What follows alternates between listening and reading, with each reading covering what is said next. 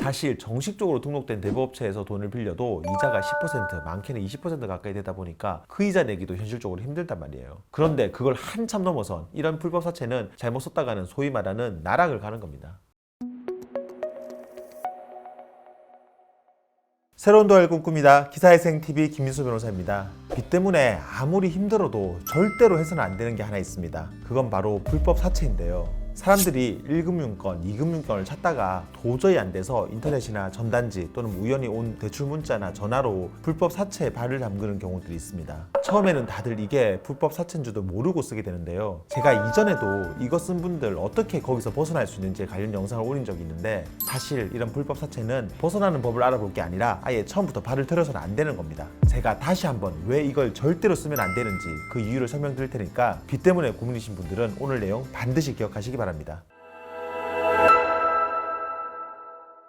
얼마 전에 불법 사채 관련해서 정말 좀 안타까운 언론 기사가 있었습니다. 이제 30대 여성이 불법 사채를 썼다가 빚을 제대로 갚지 못하자 사채업자가 여성의 어린 딸이 다니는 유치원 선생님한테까지 입에 담기 어려운 문자를 보내고 또 유치원에 직접 전화까지 해가지고 아이 보러 찾아가겠다 그런 협박을 했다가 그걸 견디지 못한 채무자가 끝내 목숨을 끊은 사건이 있었어요. 그 여성이 빌린 돈이 수천만 원도 아니었어요. 불과 몇백만 원이었는데 사채 이자가 수백, 수천 %가 되다 보니까 도저히 말도 안 되는 이자를 붙여서 돈을 요구한 겁니다.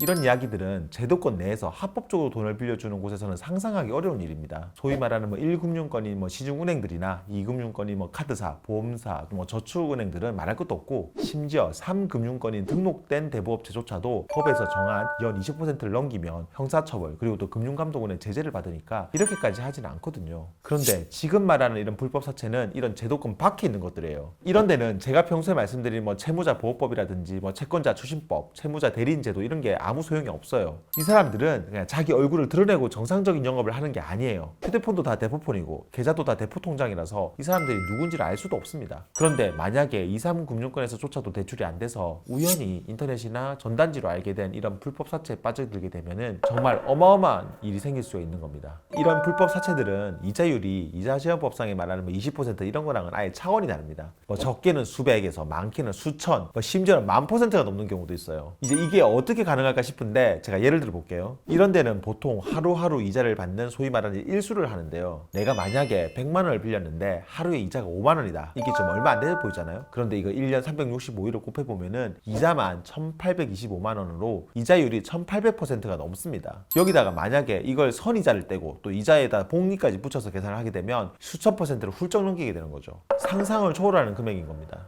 근데 이걸 못 주면 어떻게 되느냐? 여기는 정상적으로 업을 하는 곳이 아니다 보니까 말 그대로 불법을 자행합니다. 협박도 하고 폭력도 행사할 수 있어요. 요즘은 실제로 찾아와서 하면은 자기들이 노출이 되니까 그것보다는 처음에는 돈을 빌린 채무자들한테 전화나 문자로 온갖 협박을 하다가 또 그게 안 통할 것 같으면 이제 주위 사람들한테까지 차마 입에 담지 못할 내용의 협박 문자와 전화를 합니다. 그런데 이 사람들은 내 주위 사람들 전화번호는 어떻게 알고 그러는 걸까요? 불법 사채업자의 경우는 처음에 돈을 빌려줄 때부터 지인들 연락처를 요구하거나 아니면은 휴대폰에 어플을 깔게 한 다음에 내 폰에 들어있는 사진이나 또는 전화번호를 몰래 해킹해버리기도 합니다. 그렇게 해서 주위 지인들한테까지 협박을 하는 거죠. 그러니까 이거는 내가 생각하는 정상적인 수준의 그런 추심독촉이 아닌 거예요. 실제로 제가 상담을 해보면 이런 불법 사채 때문에 어려움을 겪고 있는 분들이 제법 있습니다. 이분들은 개인회생 파산도 현실적으로 쉽지가 않아요. 이게 왜 어렵냐면 회생 파산을 하려면 원칙적으로 채권자의 주소지를 알아야 되거든요. 그게 아니라면 하다못해 채권자 전화번호나 은행 계좌라도 알고 있으면 법원을 통해서 조회라도 할 수가 있는데, 이런 불법 사채 같은 경우는 대부분 대포폰, 대포통장을 쓰다 보니까 그 사람이 누군지 확인하기 어려워요. 그런데 회생파산은 송달이 안 되면 원칙적으로 사건 진행이 좀 어렵거든요. 그래서 이것 때문에 회생파산 자체를 포기하는 분들도 많습니다. 사실 정식적으로 등록된 대부업체에서 돈을 빌려도 이자가 10%, 많게는 20% 가까이 되다 보니까 그 이자 내기도 현실적으로 힘들단 말이에요. 그런데 그걸 한참 넘어선 이런 불법 사채는 잘못 썼다가는 소위 말하는 나락을 가는 겁니다. 그러니까 내가 아무리 궁하고 힘들어도 불법 사채는 절대로 써서는 안 됩니다. 당장 돈이 필요한데 일수로 하루하루 쪼개서 이자 내면 금방 갚을 수 있겠지 생각하는 건 정말 큰 오산이에요. 그 사람들이 아무런 담보나 신용도 안 보고 나한테 돈을 이렇게 빌려주는 거는 어떻게든 돈을 받아낼 자신이 있기 때문이에요. 그러니까 절대로 불법 사채는 쓰지 마세요.